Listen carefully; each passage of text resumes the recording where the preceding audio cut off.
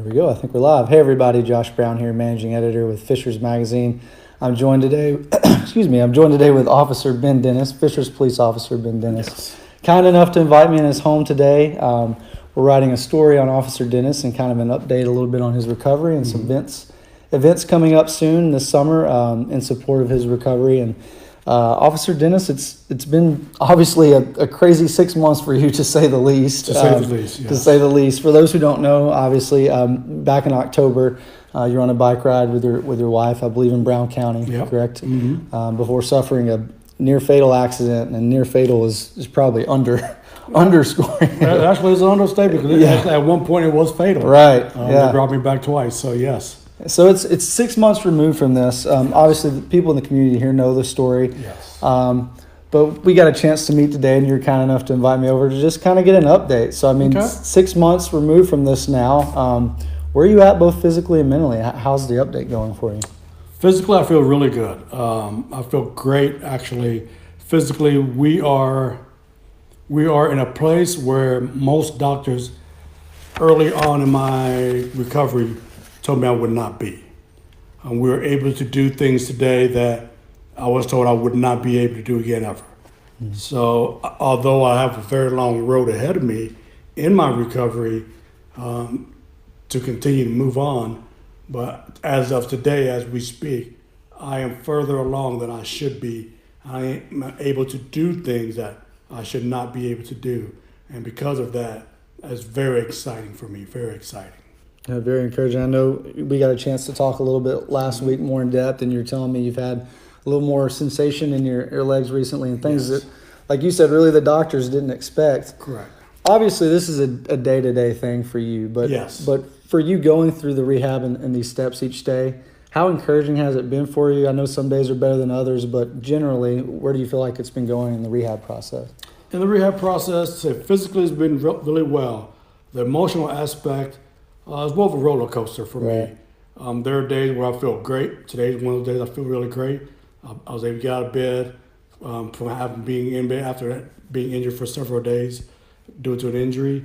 But there are days where you wake up and you're just not yourself. But for me, I am surrounded by people who love me and care for me so much that all I have to do is just say something to one person, and then there is a slew of people that will come and say, hey, how can we help you? What do you need? What do you want to talk about? So there's no day that I go through that where I am mentally struggling that there are not several people reaching out to help me to get through that day. So I am tremendously blessed. Yeah, well, I know that the community's support has been extremely important to you and touching. Let's talk about that a little bit because I know it's important to you. Yes. Maybe take me back to when you finally got home, December 18th, I believe, about a week before Christmas. You arrived home and were expecting to see some friends and family, but you got a little bit more than that, right? Yes, I knew on the way home, well, I was expecting when I got home, there'd be a handful of people, like maybe some of the guys that were working on shift or something, to be in front of the house just to say hi. As we got closer to home, I started seeing police cars pull up behind, because I came home by ambulance. I started seeing police cars pull up behind me, like, coincidence, first one. That's not a coincidence, second one. So as we got closer to home, and we pulled into the neighborhood, and I see them lined up on Oleo, and they follow us in, and I see them lined up on the side of the streets, and they fall in line behind the ambulance. And we pull up to the front of the house, and there was no parking spots in front of the house. There were so many cars.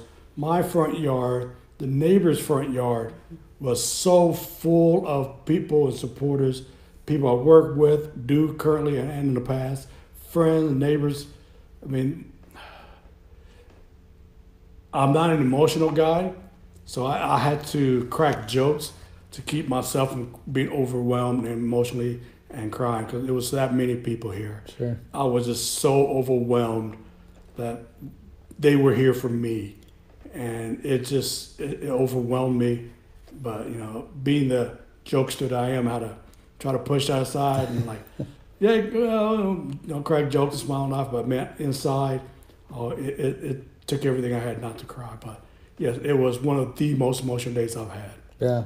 Well, and it's lasted, right? Not just in your journey back home, but obviously throughout this whole process, yes. you've had not just your coworkers with the police department, but friends and family all around, and many times you're not even having to ask for anything, right? No, absolutely. And just to touch a little bit on that, we've been home since December 18th. There's been very, very few meals that we've had to cook. Yeah. Someone's always bringing us something. If it's police officers, their wives, firefighters, neighbors, friends, I mean, you name it. People are constantly here to help us without us having to reach out, without us having to ask. They call us, hey, you guys got plans for dinner today? No, I'll bring you this. I got this on the way for you.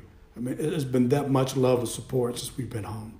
It's, again, and I'll probably use this word a lot, it's just so been overwhelming. It really has. It's incredible. Well, I know a huge part of this, obviously you talked about the mental journey as well, right? Yes. And in many ways that being just as much of a struggle as the physical part of your rehab. But yes, I know you've mentioned your wife, Mary, is a big rock for you throughout this whole process. Yes. And when we talked last, you made sure I knew how important she has been throughout this whole process for you. But yes. how important has she been? I mean, we both know, everyone knows, married men know that any decent man behind him is an even better woman, right? Absolutely. I make it no secret how I feel about my wife's this journey. From the day it happened, she has been, and I'll say it time and time again, she's been my gladiator. She's been my fighter. She's been the one that stood up and fought for every little bitty thing. She was there in the hospital with me in my rehab. 19 out of 24 hours, she's at my bedside. She made sure that when they came in to do something, it was done right, or they heard it from her. She has, as I like to say it to whoever asked me, she has become more than my wife.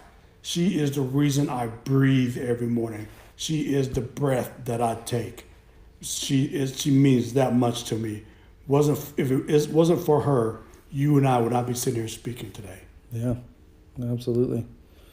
Well, let's talk a little bit, because this is part of the story we're talking about in the Fishers magazine coming out in May, and a chance that you and I got to talk together. Big event coming up, inaugural event, right? Yes. The Back the Badge Ride and Pride. Yes. Tell us a little bit, maybe those watching who haven't heard about this yet. It's coming up May 18th here in Fishers. Yes. But maybe give people a little bit of insight into this benefit event coming up. The benefit that's coming up is there will be a motorcycle show. There'll be a poker run prior to the show, which means a group of bikers will get together. When I say bikers, don't get discouraged. These are really good guys. Really good guys. A group of bikers get together. They'll ride to a certain location, and they'll pick up poker chips. And it's an event for them as well.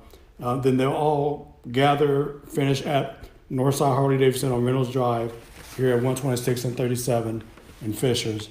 They'll culminate there, and their bikes are a work of art.